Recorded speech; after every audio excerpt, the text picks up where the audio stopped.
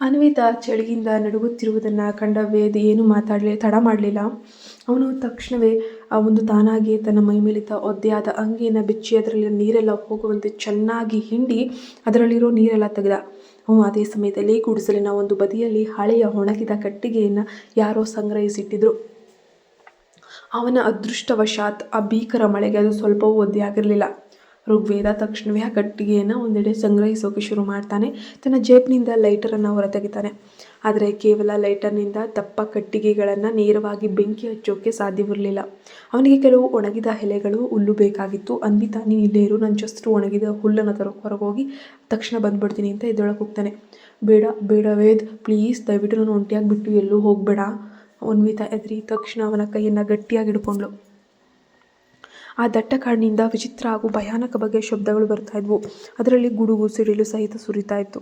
ಆ ಭೀಕರ ಮಳೆ ಅವಳನ್ನು ಒಳಗಿನಿಂದ ತುಂಬ ಎದುರಿಸಿತು. ಶಾಂತವಾಗಿರೋ ಅನ್ವಿತಾ, ನೋಡು, ನಾನು ಇಷ್ಟೊಂದು ದೂರ ಎಲ್ಲೂ ಹೋಗ್ತಿಲ್ಲ. ಕೇವಲ ಗುಡಿಸಲಿನ ಮುಂಭಾಗದ ಬಾಗಿಲಿನ ಪಕ್ಕದಲ್ಲೇ ಇರ್ತೇನೆ. ಹೆಚ್ಚು ದೂರ ಹೋಗ್ತಿಲ್ಲ. ನೀನು ಬೇಕಿದ್ರೆ ಇಲ್ಲಿಂದಲೇ ನೋಡಬಹುದು ಎಂದು ಅವನು ಸಮಾಧಾನಪಡಿಸಿ ಮೆಲ್ಲನೆ ಬಾಗಿಲನ್ನು ತೆರೆದಾನೆ. ಅದೃಷ್ಟವಶಾತ್ ಆ ಗುಡಿಸಲಿನ ಮೇಲ್ಛಾವಣಿಯ ಪಕ್ಕದಲ್ಲೇ ಸ್ವಲ್ಪ ಒಣಗಿದ ಹುಲ್ಲಿತ್ತು. ಅದು ಗುಡಿಸಲಿನ ಆಸರೆಯಲ್ಲೇ ಇದ್ದಿದ್ದರಿಂದ ಮಳೆಗೆ ಒದ್ದೆ ಆಗಿರಲಿಲ್ಲ. ಅವನು ತಕ್ಷಣವೇ ಅದನ್ನು ಒಳಗೆ ತೆಗೆದುಕೊಂಡು ಕಟ್ಟಿಗೆಯ ಮಧ್ಯೆ ಇಟ್ಟು ತನ್ನ ಲೈಟರ್ನಿಂದ ಬೆಂಕಿ ಹಚ್ತಾನೆ.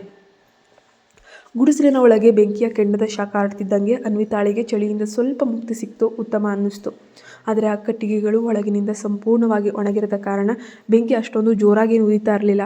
ಅನ್ವಿತಾ ಇನ್ನೂ ನಡುಗುತ್ತಿರುವುದನ್ನು ನೋಡಿ ಋಗ್ವೇದ ತಕ್ಷಣವೇ ಅವಳನ್ನು ತನ್ನ ಕೈಗಳಿಂದ ಮೆಲ್ಲನೆ ಎತ್ಕೊಂಡು ತನ್ನ ತೊಡೆಯ ಮೇಲೆ ಕುಂಡಿಸ್ಕೊಂಡು ಬಿಗಿಯಾಗಿ ತನ್ನ ಎದೆಗಪ್ಕೊಂಡ. ತದನಂತರ ಅವಳ ತೋಳುಗಳ ಮೇಲೆ ತನ್ನ ಬಲವಾದ ಬೆಚ್ಚಗಿನ ಕೈಗಳನ್ನು ನಿಧಾನವಾಗಿ ಉಚ್ಚುತ್ತಾ ಅವಳಿಗೆ ಉಷ್ಣತೆ ನೀಡಲು ಪ್ರಯತ್ನ ಪಡ್ತಾ ಇದ್ದ. ವೇದ್ ಅನ್ವಿತಾ ಅವನ ಎದೆಯ ಮೇಲೆ ಮುಖವಿಟ್ಟು ಮೆಲ್ಲನೆ ಕರೆದ್ಲು. ನನಗೆ ತುಂಬಾ ಭಯ ಆಗ್ತಿದೆ. ಈ ಭೀಕರ ಗಾಳಿ ಮಳೆ ಇನ್ಯಾವಾಗ ನಿಲ್ತದೆ? ನಿನ್ನ ಜೊತೆ ನಿನ್ನ ಗಂಡ ನಾನು ಇಲ್ವಾ? ಇಲ್ಲಿದ್ದೀನಲ್ವಾ ಅನ್ವಿತಾ? ಏನೂ ಆಗೋದಿಲ್ಲ, ಸ್ವಲ್ಪ ಚಿಂತಿಸಬೇಡಿ. ಅವನು ಪ್ರೀತಿಯಿಂದ ಅವಳ ಮುಖದ ಮೇಲೆ ಬಿದ್ದಿದ್ದ ಒದ್ದೆಯಾದ ಕೂದಲಿನ ಎಳೆಗಳ ಮೂಲಕ ತನ್ನ ಕೈಯನ್ನು ಓಡಿಸಿ ಸರಿಪಡಿಸ್ತಾ ಇದ್ದಾನೆ. ಅನ್ವಿತಾ, ಮೊದಲು ನೀನು ಈ ಒದ್ದೆ ಬಟ್ಟೆಯನ್ನು ಬದಲಾಯಿಸ್ತೀಯಾ? ಋಗ್ವೇದ ಕಾಳಜಿಯಿಂದ ಕೇಳ್ತಾನೆ. ಆದರೆ ನಾನಿಲ್ಲಿ ಏನು ಧರಿಸ್ಬೇಕು ವೇದ್? ನನ್ನ ಹತ್ತಿರ ಬಟ್ಟೆ ಬೇರೆ ಏನೂ ಇಲ್ವಲ್ಲ? ಅನ್ವಿತಾ ಕಣ್ಣೆತ್ತಿ ಕೇಳಿದ್ಲು. ಆ ಶರ್ಟ್ ಇವಾಗ ಸಂಪೂರ್ಣವಾಗಿ ಒಣಗಿದೆ. ಬಿಸಿಗೆ ವೇದ್ ತನ್ನ ಬೆಂಕಿಯ ಶಾಖಕ್ಕೆ ಹಿಡಿದು ಒಣಗಿಸಿದ ತನ್ನ ಶರ್ಟ್ ತೋರಿಸ್ತಾನೆ. ಅದು ಇವಾಗ ತುಂಬ ಬೆಚ್ಚಗೆ ಒಣಗಿದೆ. ಅವಳು ನಾಚಿಕೆಯಿಂದ ಒಪ್ಪಿಗೆ ಸೂಚಿಸಿ ತಲೆ ಆಡಿಸ್ತಾಳೆ. ಋಗ್ವೇದ ಪ್ರೀತಿಯಿಂದ ಅವಳಿಗೆ ತನ್ನ ಆ ದೊಡ್ಡ ಶಾರ್ಟನ್ನು ಕೊಡ್ತಾನೆ. ತದನಂತರ ಅವಳಿಗೆ ಮುಜುಗರವಾಗದಿರಲಿ ಅಂತ ಅವನು ಗುಡಿಸಲಿನ ಒಂದು ಕತ್ತಲೆಯ ಮೂಲಕ ಹೋಗಿ ಅವಳ ಕಡೆಗೆ ಬೆನ್ನು ಹಾಕಿ ತಲೆ ಕೆಳಗಾಗಿ ನಿಂತ್ಕೊಳ್ತಾನೆ. ಅನ್ವಿತಾ ಬೇಗನೆ ತನ್ನ ಒದ್ದೆಯಾದ ಬಟ್ಟೆಯನ್ನು ಬದಲಾಯಿಸ್ಕೊಂಡ್ಳು. ಅವಳ ಆ ಶರ್ಟ್ ಅವಳಿಗೆ ತನ್ನ ಗಾತ್ರದಲ್ಲಿ ಸ್ವಲ್ಪ ದೊಡ್ಡದಾಗಿತ್ತು ಮತ್ತು ಮಂಡಿಯವರೆಗೆ ಬಂದು ಚಿಕ್ಕದಾಗಿರ್ತಿತ್ತು. ಆದರೆ ತುಂಬಾ ಒಳಗೆ ಬೆಚ್ಚಗಿತ್ತು. ಅವಳ ಇಡೀ ದೇಹಕ್ಕೆ ತುಂಬ ಚೆನ್ನಾಗಿ ಅನ್ನಿಸ್ತಾ ಇತ್ತು. ಅನ್ವಿತಾ ಬಟ್ಟೆ ಬದಲಾಯಿಸುವುದನ್ನು ಮುಗಿತಾ? ಋಗ್ವೇದ ಮೂಲೆಯಿಂದಲೇ ಕೇಳ್ತಾ ಇದ್ದಾನೆ. ಹೌದು ವೇದ್. ಅವಳು ನಾಚಿಕೆಯಿಂದ ತನ್ನ ಅಂಗಿಯನ್ನು ಕೆಳಗೆ ಇಳಿಯಲು ಪ್ರಯತ್ನಿಸುತ್ತಾ ಕುಳಿತುಕೊಳ್ತಾಳೆ. ಅವಳ ಧ್ವನಿ ಕೇಳಿ ಅವನು ನಿಧಾನವಾಗಿ ಹಿಂದೆ ತಿರುಗಿ ಅವಳಿದ್ದ ಕಡೆಗೆ ಬಂದು ಕುಳಿತುಕೊಳ್ತಾನೆ. ಬೆಂಕಿಯ ಆ ಕೆಂಪು ಬೆಳಕಿನಲ್ಲಿ ಯಾವಾಗಲೂ ತನ್ನತ್ತ ಸೆಳೆಯುತ್ತಿದ್ದ ಅವಳ ಸುಂದರವಾದ ಕಾಲುಗಳು ಆ ಕತ್ತಲೆಯಲ್ಲಿ ಅತ್ಯಂತ ಆಕರ್ಷಕವಾಗಿ ಹೊಳಿತಾ ಇದ್ವು. ಅವಳ ತೀರ ಹತ್ತಿರ ಬಂದು ತನ್ನ ಉಸಿರನ್ನು ಜೋರಾಗಿ ನುಂಗ್ತಿದ್ದಾನೆ. ವೇದ್ ತನ್ನನ್ನೇ ಆ ತೀವ್ರತೆಯಿಂದ ದಿಟ್ಟಿಸಿ ನೋಡುವುದನ್ನು ಕಂಡು ಅನ್ವಿತಾ ಹೆದರಿಕೆಯ ನಟನೆಯೊಂದಿಗೆ ತನ್ನ ಅಂಗಿಯನ್ನು ಮತ್ತಷ್ಟು ಕೆಳಗೆ ಇಳಿಯುತ್ತಾ ಭಯದಿಂದ ಸ್ವಲ್ಪ ಹಿಂದೆ ಸರಿತಾನೆ ಇದ್ದಾಳೆ.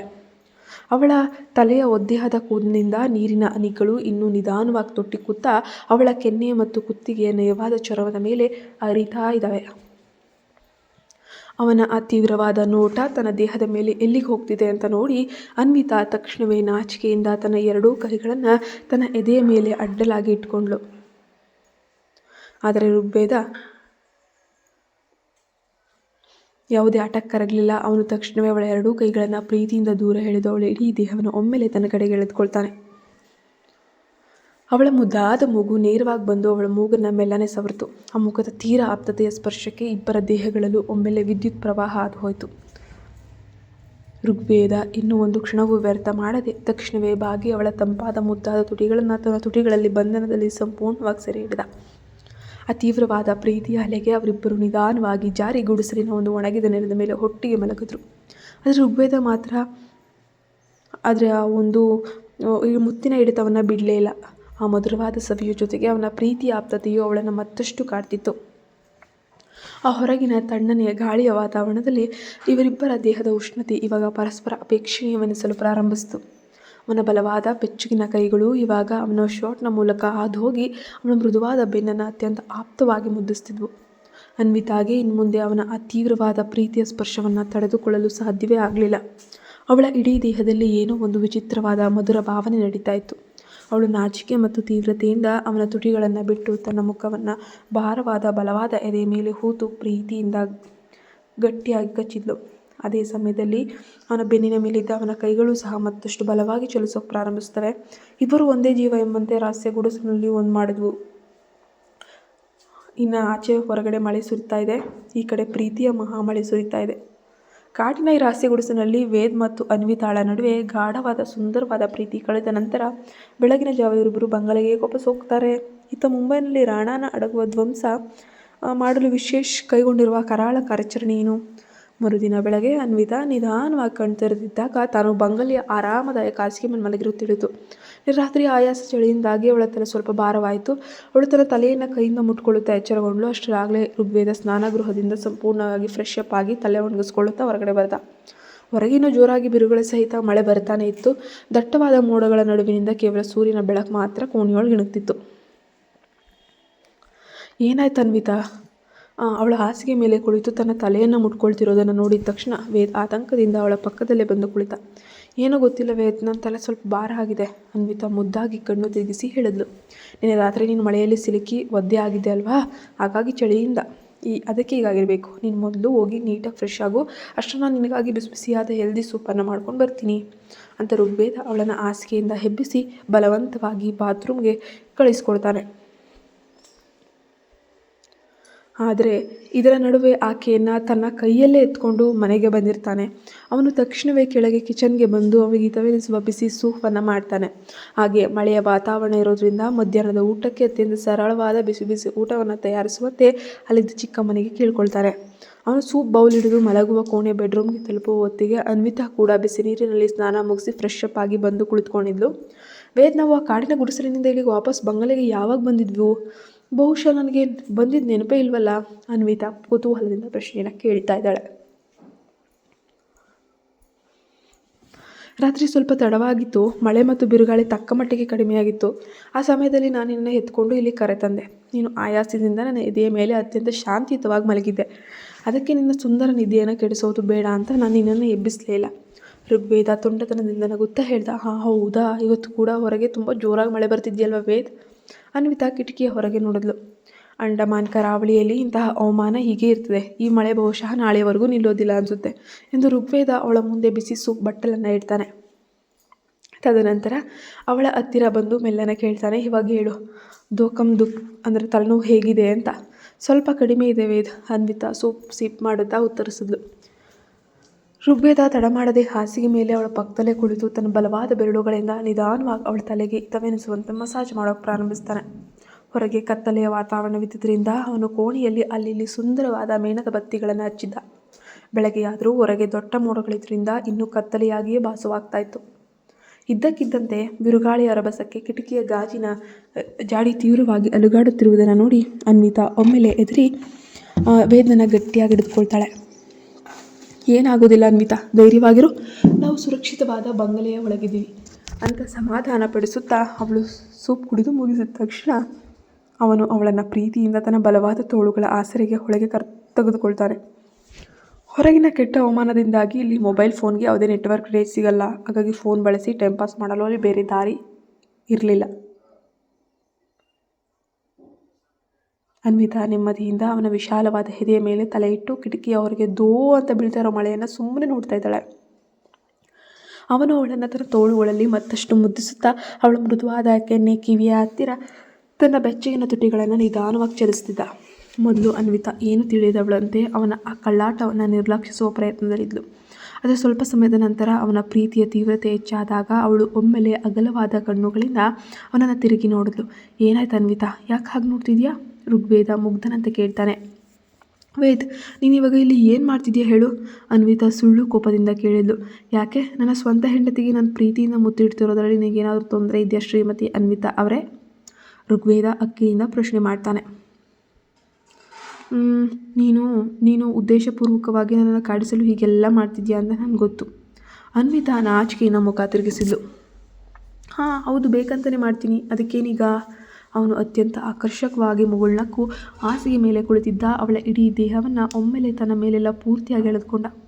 ಅವನು ಸಡನ್ನಾಗಿ ಹಾಗೆ ಆಪ್ತವಾಗಿ ಎಳೆದುಕೊಂಡಾಗ ಅವಳಿಗೆ ನಿನ್ನೆ ರಾತ್ರಿ ಕಾಡಿನ ಆ ರಹಸ್ಯ ಗುಡಿಸಲಿನಲ್ಲಿ ಅವರಿಬ್ಬರ ನಡುವೆ ನಡೆದಂತಹ ತೀವ್ರವಾದ ರೋಮಾಂಚನಕಾರಿ ಕ್ಷಣಗಳೆಲ್ಲವೂ ಒಮ್ಮೆಲೆ ನೆನಪಾಯಿತು ಮತ್ತು ಅವಳ ಕೆನ್ನೆಗಳು ತಕ್ಷಣವೇ ತೀವ್ರವಾದ ಗುಲಾಬಿ ಬಣ್ಣಕ್ಕೆ ತಿರುಗಿದ್ವು. ಏನು ಮೇಡಮ್, ಇವಾಗ ನಿನ್ನ ಮುಖ ನೋಡಿದರೆ ನಿನಗೆ ತುಂಬಾ ನಾಚಿಕೆ ಆಗಿದೆಯಾ? ಆದರೆ ನಿನ್ನೆ ರಾತ್ರಿ ಆ ಗುಡಿಸಲಿನಲ್ಲಿ ಯಾರೂ ನನ್ನನ್ನು ಬಿಗಿಯಾಗಿ ತಪ್ಪಿಕೊಂಡು ಅವನು ಇನ್ನೂ ಪೂರ್ತಿಯಾಗಿ ಹೇಳುವ ಮುನ್ನವೇ ಅನ್ವಿತಾ ತೀವ್ರವಾದ ಮುಜುಗರ ನಾಚಿಕೆಯಿಂದ ಬೇಗನೆ ಅವನಿಗೆ ಮೃದುವಾದ ಕೈಯನ್ನು ಗಟ್ಟಿಯಾಗಿ ಹಿಡ್ಕೊಂಡ್ಳು. ಇಲ್ಲ ಹಾಗೇನಿಲ್ಲ, ಸುಮ್ಮನೆ ಇರು ವೇದ್. ಅವಳ ಕೆನ್ನೆಗಳು ನಾಚಿಕೆಯಿಂದ ಅತಿಯಾದ ತೀವ್ರತೆಯಿಂದ ಒಮ್ಮೆಲೆ ನೋಯಕ್ಕೆ ಪ್ರಾರಂಭಿಸ್ತವೆ. ಋಗ್ವೇದ ಮುದ್ದಾದ ನಡೆಯನ್ನು ನೋಡಿ ನಗುತ್ತಾ ತನ್ನ ಬಾಯಿಯ ಮೇಲಿದ್ದ ಅವಳ ಮೃದುವಾದ ಕೈಬೆರಳುಗಳನ್ನು ತನ್ನ ತುಟಿಗಳನ್ನು ಇಟ್ಟು ಅದನ್ನು ಲಘುವಾಗಿ ಪ್ರೀತಿಯಿಂದ ಕಚ್ಚುತ್ತಾನೆ. ಆ ಸ್ಪರ್ಶಕ್ಕೆ ಅವಳು ಒಮ್ಮೆಲೆ ನಡುಗಿ ತಕ್ಷಣ ತನ್ನ ಕೈಯನ್ನು ಹಿಂದಕ್ಕೆ ಎಳೆದುಕೊಳ್ತಾನೆ.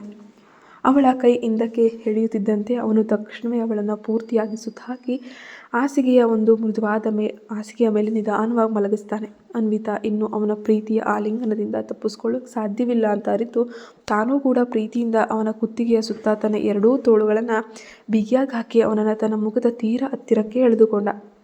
ಋಗ್ವೇದ ತನ್ನ ಹೆಂಡತಿಯ ಆ ಶರಣಾಗತಿಯನ್ನು ಆನಂದಿಸುತ್ತಾ ತನ್ನ ಮೂಗನ್ನು ಅವಳ ನಯವಾದ ಕುತ್ತಿಗೆಯ ಸುವಾಸನೆ ಭರಿತ ಚರ್ಮಕ್ಕೆ ಮೆಲ್ಲನೆ ಉಜ್ಜುತ್ತಾ ಅವಳ ಉಸಿರಿನಲ್ಲಿ ಕರಗತವಾಗತೊಡಗಿದ್ದ. ಹೊರಗೆ ಬಿರುಗಾಳಿ ಮಳೆ ಅಬ್ಬರಿಸ್ತಿದ್ರೆ ಒಳಗೆ ಇವರಿಬ್ಬರ ಪ್ರೀತಿಯ ಸಾಮ್ರಾಜ್ಯ ಮೌನವಾಗಿ ಅರಳುತ್ತಿತ್ತು. ನಿಜವಾಗಿಯೂ ಅನ್ವಿತಾ? ಋಗ್ವೇದ ಅವಳ ಕಣ್ಣುಗಳಲ್ಲಿ ಕಣ್ಣಿಟ್ಟು ಅತ್ಯಂತ ಗಂಭೀರವಾಗಿ ಕೇಳ್ತಾನೆ. ಅವಳು ತೀವ್ರವಾದ ನಾಚಿಕೆಯಿಂದ ಮತ್ತು ಪ್ರೀತಿಯಿಂದ ಏನೂ ಮಾತನಾಡಲಾಗದೆ ಮೆಲ್ಲನೆ ತನ್ನ ತಲೆಬಾಗಿ ಅಳ್ಳಾಡಿಸಿ ಒಪ್ಪಿಗೆ ಸೂಚಿಸಿದ್ಲು. ಅವಳು ಒಪ್ಪಿಗೆ ಸಿಗುತ್ತಿದ್ದಂತೆ ವೇದ್ನ ತುಟಿಗಳು ಅವಳ ಮುಖದ ಮೇಲೆ ಅತ್ಯಂತ ಆಪ್ತವಾಗಿ ಚಲಿಸಲು ಪ್ರಾರಂಭಿಸ್ತವೆ. ಅವಳು ಆ ತೀವ್ರತೆಯನ್ನು ತಡೆಯಲಾರದೆ ಅವನ ಬಲವಾದ ಹೆಗಲನ್ನು ಬಿಗಿಯಾಗಿ ಹಿಡಿದುಕೊಂಡಳು. ಅವನ ಬೆಚ್ಚಗಿನ ಕೈಗಳು ಈಗ ಅವಳ ಇಡೀ ದೇಹದಾದ್ಯಂತ ಪ್ರೀತಿಯ ಸ್ಪರ್ಶವನ್ನು ನೀಡುತ್ತಿದ್ವು. ಅವಳ ಬಾಯಿಂದ ಹೊರಡುತ್ತಿದ್ದ ಮುದ್ದಾದ ಪ್ರೀತಿಯ ನರಳಾಟಗಳು ಇವಾಗ ವೇದ್ನನ್ನು ಇನ್ನಷ್ಟು ಕೆರಳಿಸ್ತಾ ಇದ್ದಾವೆ, ಅವನಿಗೆ ಆಸೆಯನ್ನು ಹುಟ್ಟಿಸ್ತಾ ಇದ್ದಾವೆ. ಕಿಟಕಿಯ ಹೊರಗೆ ಬಿರುಗಾಳಿ ಮಳೆ ದೋ ಅಂತ ಸುರಿತಿದ್ದಂತೆ ಇತ್ತ ಕೋಣೆಯ ಒಳಗಡೆ ಅವರಿಬ್ಬರ ಪ್ರೀತಿಯ ಮಹಾಮಳೆ ಸಂಪೂರ್ಣವಾಗಿ ಸ್ನಾನ ಮಾಡ್ತಾ ಇದ್ರು. ಇದು ಇವರಿಬ್ಬರ ನಡುವೆ ಯಾವುದೇ ರೀತಿಯ ನಿರ್ಬಂಧಗಳಾಗಲಿ ಮುಜುಗರವಾಗಲಿ ಆ ಇಡೀ ಜಗತ್ತಿನಲ್ಲಿ ಕೇವಲ ಅವರಿಬ್ಬರು ಮಾತ್ರವೇ ಇದ್ದರು. ಎಲ್ಲವೂ ಅತ್ಯಂತ ನಿಧಾನವಾಗಿ ಕಲಾತ್ಮಕವಾಗಿ ಸುಂದರವಾಗಿ ನಡೀತಾ ಇದೆ. ಅವರಿಬ್ಬರ ನಡುವಿನ ಎಲ್ಲ ಅಡೆತಡೆಗಳು ಮುನಿಸುಗಳು ನಿವಾರಿಸಿ ಅವನು ಇವಾಗ ಅವಳನ್ನು ತನ್ನ ಪ್ರೀತಿಯಿಂದ ಸಂಪೂರ್ಣವಾಗಿ ಅರಳಿಸ್ತಿದ್ದಾನೆ. ಅವಳನ್ನು ಅತ್ಯಂತ ಸೂಕ್ಷ್ಮವಾದ ಹೂವಿನಂತೆ ಜಾಗರೂಕತೆಯಿಂದ ಪ್ರೀತಿಸ್ತಿದ್ದ. ಬಹಳ ಸಮಯದ ನಂತರ ಇಬ್ಬರು ಸುಸ್ತಾಗಿ ಒಬ್ಬರನ್ನೊಬ್ಬರು ಒಪ್ಕೊಳ್ತಾರೆ. ವೇದ್ ಅತ್ಯಂತ ಪ್ರೀತಿಯಿಂದ ಅವಳ ತಲೆಯ ಮೇಲೆ ತನ್ನ ತುಟಿಗಳನ್ನು ಹೊತ್ತಿ ಮುತ್ತಿಕ್ಕಿ ಬೆಚ್ಚಗಿರಲೆಂದು ಇಬ್ಬರ ಮೇಲೂ ದೊಡ್ಡದಾದ ಒಂದು ಬ್ಲ್ಯಾಂಕೆಟನ್ನು ಎಳೆದು ಒದ್ದಿಸ್ತಾನೆ. ಅನ್ವಿತಾ ತೀವ್ರವಾದ ಆಯಾಸದಿಂದ ಅವನ ಎದೆ ಮೇಲೆ ಕಣ್ಣು ಮುಚ್ಚಿ ಮಲಗಿದ್ಲು. ಋಗ್ವೇದ ತುಂಬ ಹೊತ್ತು ಹಾಗೆ ರೆಪ್ಪೆ ಮುಚ್ಚದೆ ಅವಳ ಮುಗ್ಧ ಮುಖವನ್ನೇ ಗಮನಿಸುತ್ತಿದ್ದ. ಅವಳ ಮುಖದ ಮೇಲೆ ಚದುರಿ ಬಿದ್ದಿದ್ದ ಸಣ್ಣ ಕೂದಲಿನ ಎಳೆಗಳನ್ನು ತನ್ನ ಬೆರಳುಗಳಿಂದ ಅತ್ಯಂತ ಮೃದುವಾಗಿ ಪಕ್ಕಕ್ಕೆ ತಳ್ತಿದ್ದ. ಅವಳು ಅನಾಥೆಯಾಗಿ ಅವನ ಜೀವನದಲ್ಲಿ ಬಂದಾಗಿನಿಂದ ಅವನ ಇಡೀ ಬದುಕು ಸಂಪೂರ್ಣವಾಗಿ ಬದಲಾಯಿತು. ತನ್ನ ಕಠಿಣವಾದ ಜೀವನದಲ್ಲಿ ಯಾರೊಬ್ಬರು ಇಷ್ಟೊಂದು ಮುಖ್ಯ ಆಗ್ಬೋದು, ಯಾವುದೋ ಒಂದು ವ್ಯಕ್ತಿ ತನ್ನ ಹೃದಯವನ್ನು ಇಷ್ಟೊಂದು ಆಳವಾಗಿ ಗೆಲ್ಬೋದು ಅಂತ ತನ್ನ ಜೀವನದಲ್ಲಿ ಯಾವತ್ತೂ ಕೂಡ ಊಹೆ ಮಾಡಿರಲಿಲ್ಲ. ನಿಧಾನವಾಗಿ ಸುಮಾರು ಅನ್ವಿತಾಳಿಗೆ ಮಧ್ಯಾಹ್ನ 3 ಗಂಟೆ ಸುಮಾರಿಗೆ ನಿದ್ದೆಯಿಂದ ಎಚ್ಚರ ಆಗುತ್ತೆ. ಕಣ್ಣು ಬಿಟ್ಟು ತಕ್ಷಣ ವೇದ್ ತನ್ನಷ್ಟೇ ಪ್ರೀತಿಯಿಂದ ದಿಟ್ಟಿಸುತ್ತಿರುವುದನ್ನು ನೋಡಿ ಅವಳು ಒಮ್ಮೆಲೆ ನಾಚಿಕೆಯಿಂದ ಮತ್ತೆ ಆ ದೊಡ್ಡ ಕಂಬಳಿಯೊಳಗೆ ತನ್ನ ಮುಖವನ್ನು ಮರೆಮಾಡಲು ಒಳಗೆ ತೆವಳಿದ್ದು. ಏನನ್ವಿತಾ, ಇವಾಗಲೂ ನನ್ನಿಂದ ಮುಖ ಬಚ್ಚಿಟ್ಕೊಳ್ತೀಯಾ? ನಾವಿಬ್ಬರು ಇವಾಗ ಒಂದೇ ಕಂಬಳಿಯಲ್ಲಿದ್ದೀವಿ ಅನ್ನೋದು ಮರೆತು ಹೋಯ್ತಾ ಅಂತ ಋಗ್ವೇದ ತುಂಟತನದಿಂದ ನಗುತ್ತಾ ಅವಳ ಮುಖದ ಮೇಲಿದ್ದ ಕಂಬಳಿಯ ಹಾಳೆಯನ್ನು ಮೆಲ್ಲಗೆ ಕೆಳಗಿಳಿತಾನೆ. ಅವಳು ಒಮ್ಮೆಲೆ ನಾಚಿಕೆಯಿಂದ ಕೆಂಪಗಾಗಿ ನೇರವಾಗಿ ಬಂದು ಅವನು ಬರೀ ಎದೆಯ ಮೇಲೆ ತನ್ನ ಮುಖವನ್ನು ಹಾಕಿ ಮುದ್ದಾಗುತ್ತಾನೆ.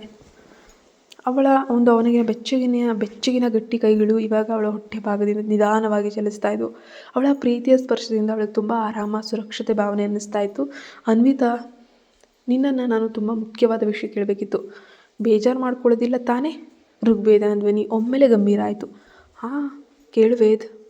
ಅವಳು ಅವನ ಭಾರೀ ಎದೆಯ ಮೇಲೆ ತನ್ನ ಮುದ್ದಾದ ಗಲ್ಲವನ್ನು ಇಟ್ಟು ಮೇಲಕ್ಕೆ ನೋಡ್ತಿದ್ದಾಳೆ.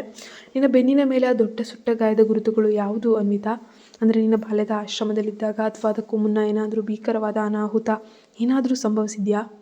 ಯಾರಾದರೂ ನಿನಗೆ ತೊಂದರೆ ಕೊಟ್ರಾ? ಋಗ್ವೇದ ಅವಳ ಕಣ್ಣುಗಳನ್ನು ನೋಡುತ್ತಾ ಕೇಳ್ತಾನೆ. ಸುಟ್ಟೋಯ್ತಾ? ಬೆಂಕಿ ಎಂಬ ಮಾತು ಕೇಳ್ತಿದ್ದಂತೆ ಅನ್ವಿತಾ ಒಮ್ಮೆಲೆ ಒಳಗಿನಿಂದ ತುಂಬಿ ಎದುರಿ 15 ವರ್ಷಗಳ ಹಿಂದೆ ತನ್ನ ಬಾಲ್ಯದಲ್ಲಿ ನಡೆದಂತಹ ಭೀಕರ ಬೆಂಕಿಯ ದೃಶ್ಯ, ದೊಡ್ಡ ಮಾಲು ಸುಟ್ಟು ಬೂದಿಯಾಗ್ತಿದ್ದ ಕರಾಳ ನೆನಪು ಮತ್ತೆ ಅವಳ ಕಣ್ಮುಂದೆ ಒಮ್ಮೆಲೆ ಬಂದು ಕತ್ತಲು ಆವರಿಸಿದಂತಾಗಿ ಅವಳು ಒಮ್ಮೆಲೆ ಸೈಲೆಂಟ್ ಆಗೋಗ್ತಾಳೆ. ಅಷ್ಟರಲ್ಲೇ ಸಂಜೆಯ ಸಮಯವಾಗುತ್ತೆ. ಅದರಿಂದ ಕೆಳಗಡೆ ಚಿಕ್ಕಮ್ಮ ಅವರಿಬ್ಬರಿಗಾಗಿ ರುಚಿಕರವಾದ ಬಿಸಿ ತಿಂಡಿಗಳನ್ನು ಮತ್ತು ಚಹಾವನ್ನು ಸಿದ್ಧಪಡಿಸ್ತಿದ್ರು. ಹೊರಗೆ ಬಿರುಗಾಳಿಯ ಅಬ್ಬರ, ಮಳೆಯ ಸದ್ದು ಇವಾಗ ಸಂಪೂರ್ಣವಾಗಿ ಕಡಿಮೆಯಾಗಿತ್ತು. ಈಗ ಕೇವಲ ಸಣ್ಣದಾಗಿ ಬೀಳ್ತಿದ್ದ ಮುದ್ದಾದ ತುಂತುರು ಮಳೆ ಮನಸ್ಸಿಗೆ ತುಂಬಾ ಆಹ್ಲಾದಕರವಾಗಿತ್ತು.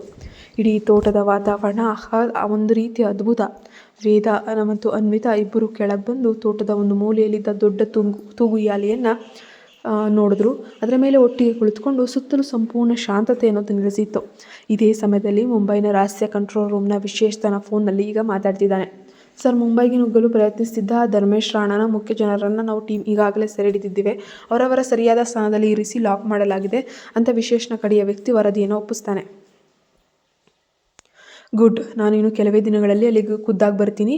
ಆದರೆ ನಾನು ಬರೋವರೆಗೂ ಆ ಧರ್ಮೇಶ್ ರಾಣಾ ನಿನ್ನ ಮತ್ತು ಅವನ ಆಳು ಸೋಗ್ನಲ್ಲಿ ರಹಸ್ಯವಾಗಿ ಮಾತಾಡು. ನಾವು ಯಾವುದೇ ಪ್ಲ್ಯಾನ್ ಲೀಕ್ ಆಗಬಾರ್ದು. ಏನೇ ಆದರೂ ಕೂಡ ಅವನು ಯಾವುದೇ ಕಾರಣಕ್ಕೂ ಇವಾಗ ಮುಂಬೈ ನಗರದೊಳಗೆ ಕಾಲು ಇಡಲೇಬಾರ್ದು ಎಂದು ವಿಶೇಷ್ ಗಂಭೀರವಾಗಿ ಆದೇಶಿಸ್ತಾನೆ. ಹಾಂ ಸರ್, ಎಲ್ಲವೂ ನಮ್ಮ ಯೋಜನೆಯ ಪ್ರಕಾರವೇ ಅತ್ಯಂತ ಜಾಗರೂಕತೆಯಿಂದ ನಾವು ಅಂದ್ಕೊಂಡಾಗೆ 100% ಶೋರಾಗಿ ನಡೀತಾ ಇದೆ ಸರ್. ನಮ್ಮ ಮೃಣು ಅಂದರೆ ಅನ್ವಿತಾ ಮುಂಬೈಗೆ ವಾಪಸ್ ಬರುವ ಮುನ್ನವೇ ಆ ಧರ್ಮೇಶ್ ರಾಣಾ ನನ್ನ ಮುಂದೆ ಕೈದಿಯಾಗಿ ಇರಬೇಕು. ಆದರೆ ಹುಷಾರಾಗಿರು, ಧರ್ಮೇಶ್ ರಾಣನನ್ನು ಮುಗಿಸುವುದು ಅಥವಾ ಹಿಡಿಯುವುದು ನಾವು ಅಂದುಕೊಂಡಷ್ಟು ಸುಲಭವಾದ ಕೆಲಸ ಅಂತೂ ಅಲ್ವೇ ಅಲ್ಲ. ಅವನ ಹಿಂದೆ ಇವಾಗ ತುಂಬ ದೊಡ್ಡ ರಾಜಕೀಯ ಮತ್ತು ರೌಡಿ ಪಡೆಗಳೇ ಇವೆ. ಅವರನ್ನೆಲ್ಲ ಸೀಳಿ ನಾವು ಮುಂದೆ ಹೋಗಬೇಕು, ವಿಶೇಷ್ ಎಚ್ಚರಿಸ್ತಾನೆ. ಅದಕ್ಕೆ ಆಳು ಕೇಳ್ತಾನೆ, ಸರ್ ಹಾಗಾದರೆ ನಾವು ಹೇಳ್ತಿರುವುದನ್ನು ನೇರವಾಗಿ ತೆಗೆದುಕೊಳ್ಳೋಣ ಸರಿಯೇ? ಯಾವುದೇ ಕಾನೂನು ಪ್ರಶ್ನೆಗಳನ್ನು ಕೇಳದೆ ನೇರವಾಗಿ ಅವನ ಎನ್ಕೌಂಟರ್ ಮಾಡಲು ಆರ್ಡರ್ ಮಾಡಲೇ? ಇಲ್ಲ, ನಾನು ಹಾಗೆ ಮಾಡಲು ಇವಾಗ ಸಾಧ್ಯವಿಲ್ಲ. ಆ ಹಳ್ಳಿಗೆ ಅವನ ಹೆಸರಿಟ್ಟ ಕಾರಣ ಅಲ್ಲಿನ ಸ್ಥಳೀಯ ಜನರು ಕಾಕಾ ಸಾಹೇಬ್ ಅಂದರೆ ಧರ್ಮೇಶ್ ರಾಣನನ್ನು ದೇವರಂತ ನಂಬಿದ್ದಾರೆ. ಅವನಿಗೀಗ ಪ್ರಾಣ ಕೊಡಲು ಸಹ ಸಿದ್ಧರಿರ್ತಾರೆ. ಅವನನ್ನು ಹಾಗೆ ಸುಲಭವಾಗಿ ಎತ್ಕೊಂಡು ಹೋಗೋಕೆ ಅಥವಾ ಮುಗಿಸೋಕೆ ಖಂಡಿತ ಬಯಸಿದರೆ ನಾನು ಇಷ್ಟು ವರ್ಷಗಳ ಕಾಲ ಕಾಯುತ್ತಿರಲಿಲ್ಲ. ವಿಶೇಷ್ ತನ್ನ ಹಳೆಯ ಅಗತನವನ್ನು ನೆನಪಿಸ್ಕೊಳ್ತಾ ಇದ್ದಾನೆ. ಸರಿ ಸರ್, ಮೊದಲು ನಾನು ಅವನ ಮುಖ್ಯ ಜನರನ್ನು ಬೇರೆ ಸ್ಥಳಗಳಲ್ಲಿ ಇಟ್ಟು ಅವನ ಶಕ್ತಿಯನ್ನು ಕುಗ್ಗಿಸ್ತೀನಿ. ಹಾಗೆ ಮಾಡಿ. ವಿಶೇಷ್ ಗಂಭೀರವಾಗಿ ಫೋನನ್ನು ಕಟ್ ಮಾಡ್ತಾನೆ. ವಾಸ್ತವದಲ್ಲಿ ಧರ್ಮೇಶ್ ರಾಣಾ ಬೇರೆ ಯಾರೂ ಅಲ್ಲ, ರಾವತ್ ಕುಟುಂಬದ ಕಳೆದು ಹೋದಂತಹ ರಹಸ್ಯ ರಾಜಕುಮಾರಿ ಮೃಣ್ಮಯ್ಯ ಅಂದರೆ ಅನ್ವಿತಾಳ ಸ್ವಂತ ಚಿಕ್ಕಪ್ಪನೇ ಆಗಿದ್ದನು.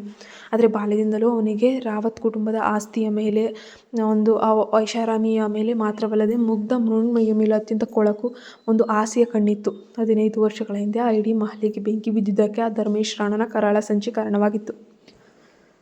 ತನ್ನ ಸ್ವಂತ ಚಿಕ್ಕಪ್ಪ ಧರ್ಮೇಶ್ ರಾಣಾನೇ ತನ್ನ ಬದುಕನ್ನು ನಾಶ ಮಾಡಿದ ವಿಲನ್ ಎಂಬ ಸತ್ಯ ಅನ್ವಿತಾಗೆ ತಿಳಿದಿದೆಯಾ? ತಿಳಿದಾಗ ಏನಾಗ್ಬೋದು? ಮುಂದಿನ ಕಥಾಭಾಗದಲ್ಲಿ ಯಾವ ರೀತಿಯ ಅಪಾಯಕಾರಿ ಘಟನೆಗಳು ಸಂಭವಿಸುತ್ತೆ ನೋಡೋಣ ಮುಂದಿನ ಭಾಗದಲ್ಲಿ. ಪ್ಲೀಸ್ ನಮ್ಮ ಒಂದು ಕಥೆಗಳನ್ನು ಸಬ್ಸ್ಕ್ರೈಬ್ ಆಗದೆ 90 ಭಾಗ ನೋಡ್ತಾ ಇದ್ದೀರಾ. ಪ್ಲೀಸ್ ಸಬ್ಸ್ಕ್ರೈಬ್ ಆಗಿ ಕಥೆಗಳನ್ನು ನೋಡಿ. Thank you.